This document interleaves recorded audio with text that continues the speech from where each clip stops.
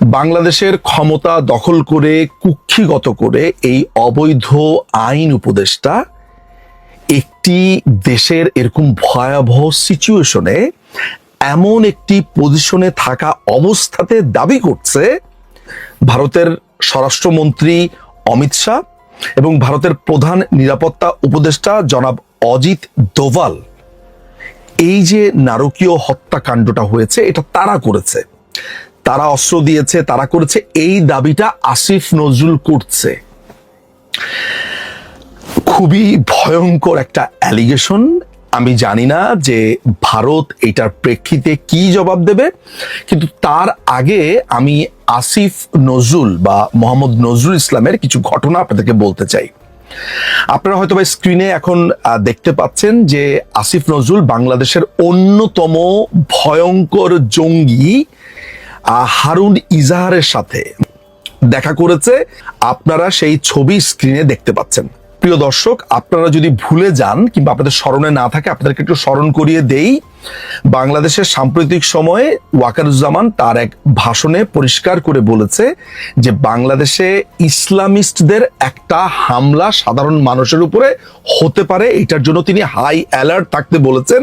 এটা আজকে থেকে 2 থেকে 3 সপ্তাহ আগে, অর্থাৎ তিনি যখন রাশিয়া ক্রোয়েশিয়া সফর করছিলেন তার আগেরই এই বক্তব্য। কিছুক্ষণ আগে যেটা জানতে পেরেছি যে বাংলাদেশে একটা জঙ্গি হানা হওয়ার সম্ভাবনা রয়েছে এবং সেই বিষয়ে নিয়ে তিনি সেনা অফিসারদের সঙ্গে আলোচনা করেছেন। কারণ তিনি যেটা বলেছেন যে সেনাপ্রধান, বাংলাদেশের সেনাপ্রধান তিনি বলেছেন তার কাছে খুব স্পেসিফিক খবর আছে যে বাংলাদেশে একটা বড় ধরনের জঙ্গি হামলার পরিকল্পনা চলছে। তবে কোন জঙ্গি সংগঠন এগুলো বলেননি।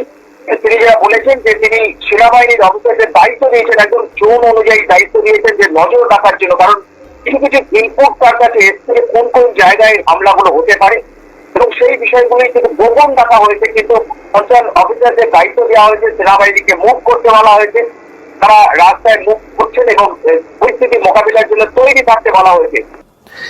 তিনি আগে এই বক্তব্য দিয়েছেন, তার কিছুদিনের মধ্যেই আসিফ নজরুল এই জঙ্গি হারুন ইজাহারের সাথে দেখা করে। এই হারুন ইজাহার কে? এই হারুন ইজাহার বাংলাদেশে জঙ্গি পুরো যে চর্চাটা আছে, যেই সাম্প্রদায়িক হামলা উস্কানি, তার অন্যতম মাস্টার মাইন্ড। বলা হয়ে থাকে যে হারুন ইজাহার লস্করি তৈয়বার বাংলাদেশের একজন অন্যতম সদস্য বা প্রধান, বা এইখান থেকে অপারেট করে। হারুন ইজাহারকে 2009 সালে চিটাগংয়ে আপনার লস্করি তৈয়বার সাথে সংযুক্ত থাকার কারণে তাকে আটক করা হয়, যেখানে ইন্ডিয়ান হাই কমিশন এবং ইউএস এমবেসিতে হামলার পরিকল্পনা চলছিল। এই অভিযোগে তাকে গ্রেফতার করা হয়। 2021 সালে যখন বাংলাদেশে শ্রী নরেন্দ্র মোদী বাংলাদেশে আসেন, নরেন্দ্র মোদীর আগমন উপলক্ষে সেখানে যে ক্যাওস তৈরি করা হয়েছিল, তার উপরে হামলার যেই কথা বলা হচ্ছিল, তাকে পেটানো, তাকে নানান ধরনের গালিগালাজ এবং একসাথে যেই সাম্প্রদায়িক সম্প্রীতি নষ্ট করবার চেষ্টা করা হয়েছিল, 2021 সালের 26শে মার্চের আগে আপনারা জানেন যে শ্রী নরেন্দ্র মোদী বাংলাদেশে আমন্ত্রিত অতিথি ছিল। সেইখানে এইসব হামলার অভিযোগে, এইসব নানান ধরনের ঘটনার প্রেক্ষিতে তখন তাকে গ্রেফতার করা হয়। চট্টগ্রামের লালখান বাজার থেকে র্যাবের হাতে গ্রেফতার হয়েছেন 18 মামলার আসামি হারুন ইজহার। তার বিরুদ্ধে ঢাকায় মার্কিন দূতাবাস ও ভারতীয় হাইকমিশনে হামলা পরিকল্পনার অভিযোগ আছে। বিশ্বব্যাপী নিষিদ্ধ জঙ্গি সংগঠন লস্করি তৈয়বার নির্দেশে 2009 সালে এই পরিকল্পনা হয়েছিল। সে সময় এই অভিযোগে তাকে গ্রেফতারও করে আইন শৃঙ্খলা রক্ষাকারী বাহিনী। 18 মামলার আসামি হারুন ইজাহারের বাবা বিএনপি নেতৃত্বাধীন 20 দলীয় জোটের শরীক ইসলামী ঐক্য জোটের চেয়ারম্যান ইজাহারুল ইসলাম চৌধুরী। তিনি হেফাজতে ইসলামের প্রতিষ্ঠাতা নায়েবে আমির ছিলেন। হারুন ইজাহারের লালখান বাজারের জামিয়াতুল উলুম আল ইসলামিয়া মাদ্রাসা মূলত আন্তর্দেশীয় জঙ্গিদের ঘাঁটি। 2009 সালের এই মাদ্রাসায় বসেই ঢাকা মার্কিন দূতাবাস ও ভারতীয় হাইকমিশন উড়িয়ে দেওয়ার ছক কষেন হারুন। আইন শৃঙ্খলা রক্ষাকারী বাহিনীর অভিযানে ভেস্তে যায় তার পরিকল্পনা। ঘটনা ঘটেছে ভারতে, ভারতে এটা তদন্ত হচ্ছে। বাংলাদেশে এই দখলদার বাহিনীর আইন উপদেষ্টা যখন প্রকাশ্যে ভারতকেই দোষী করছে, আমি জানি না যে ভারতের হাই কমিশন যারা ঢাকাতে আছে তারা কোনো প্রতিবাদ করেছে কিনা, তারা এই মোহাম্মদ নজরুলের ব্যাপারে কোনো ধরনের প্রসিডিউরাল লাইনে হেঁটেছেন কিনা, কিংবা ভারত থেকে কোনো ধরনের ব্যবস্থা এর ব্যাপারে নেওয়া হচ্ছে কিনা, একে অবাঞ্ছিত ঘোষণা করা হচ্ছে কিনা। কারণ খুবই আনফর্চুনেটলি আমি এই মোহাম্মদ নজরুলকে এর আগে ভারতের হাই কমিশনের একটা প্রোগ্রামে দেখেছি, তাদের ইন্ডিপেন্ডেন্ট ডেতে, যেটা আমাকে খুবই বিস্মিত করেছিল।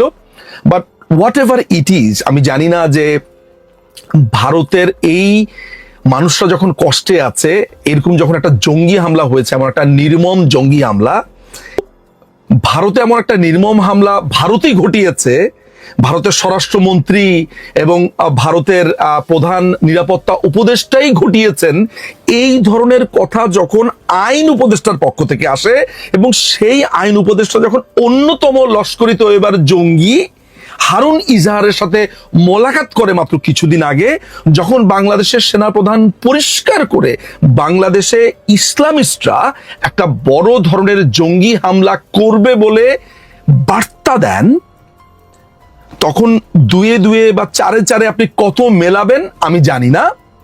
এইটার ব্যাপারে আসলে ভারত কি ব্যবস্থা নেবে, ভারতের পজিশন কি হবে, ভারতের বক্তব্য কি হবে আমি জানি না। তবে এইটা একটা সিরিয়াস অ্যালিগেশন।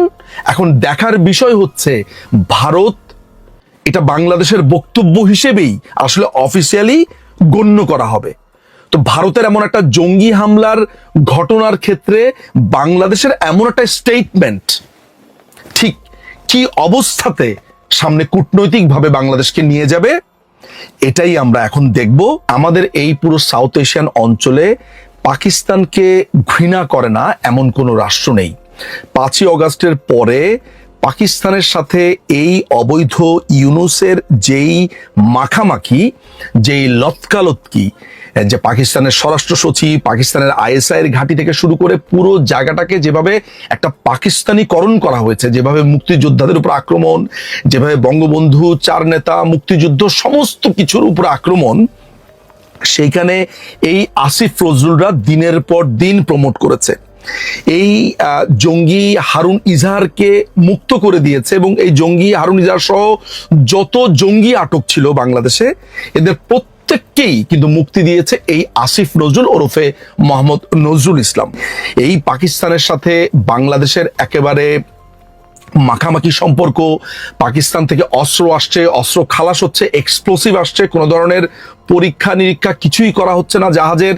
হারুন ইজাহারের সাথে ছবি এবং ভারতের উপরে অ্যাটাকের পর ভারতকেই দোষী সাব্যস্ত করা, এর প্রত্যেককেই যদি আপনি মেলান, তাহলে আমার কাছে মনে হয় যে আমাদের এইটা বলতে কোনো রকমের অত্যুক্তি হয় না বা বাহুল্য হয় না যে বাংলাদেশকে একটি জঙ্গি রাষ্ট্র বানাবার জন্য এই যে সাপোর্ট, এই আসিফ নজরুলদের পক্ষ থেকে পরিষ্কারভাবে আছে।